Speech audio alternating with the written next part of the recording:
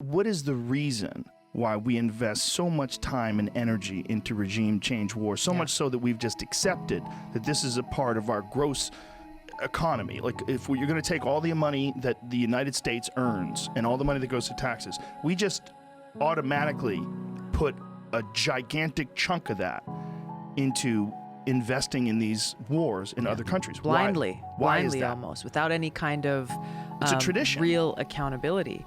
$6 to $8 trillion is what's estimated that's been spent since 9/11 alone on these regime change wars, without even taking into account what the cost will continue to be to take care of our veterans, those who have gone and fought in these wars and have come home dealing with, visible and invisible wounds that they'll have to live with for the rest of their lives. Let's start back. You mentioned Saddam Hussein.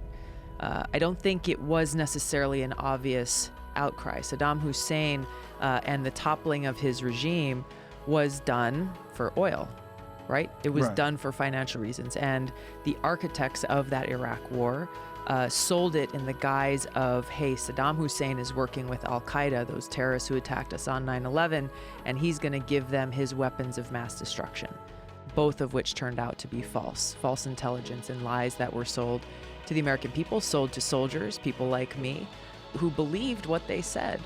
I enlisted after 9/11, like so many people in this country, to go after the terrorists who had attacked us on that day, killing thousands of Americans.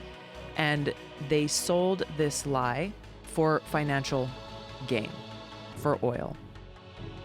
You look at some of the architects of that Iraq war, guys like John Bolton, who today is President Trump's National Security Council director, and you look at what's happening in Venezuela. Almost the very same playbook being used, where they're selling this regime change effort, threatening to use U.S. military force to go in and topple a regime under the guise of humanitarianism, when in fact, and Bolton has said this on national television, that, well, we really want to make sure that American oil companies are able to go in and access that oil-rich country in Venezuela. So do you think that's why there's so much turmoil in that country right now? That this is this battle over regime change because of the fact they want to control the oil? I think the U.S. coming in and trying to insert itself into what is happening in Venezuela is what is the problem. So they're doing that through very, very heavy sanctions.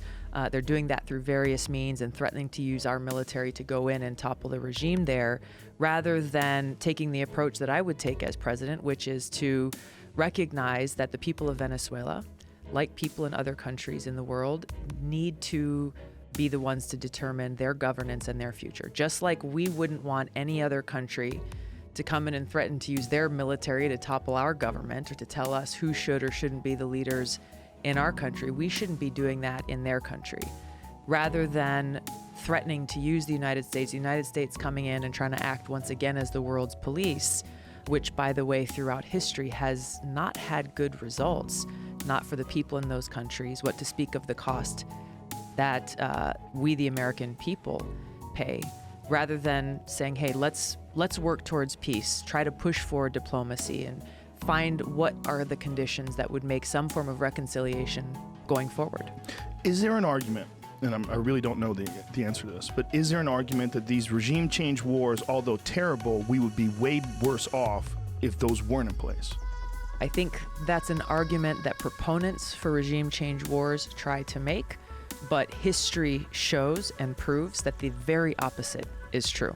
Look at Iraq. You can look at Libya. You can look at Syria. You can look at Guatemala and Ecuador. You can look at other countries, Iran, where in the past we have either overtly or covertly through the CIA gone in and toppled leaders of countries or dictators or regimes, and the result has been more suffering for the people in those countries. Their lives have been made worse off, not only in the short term, but in the long term.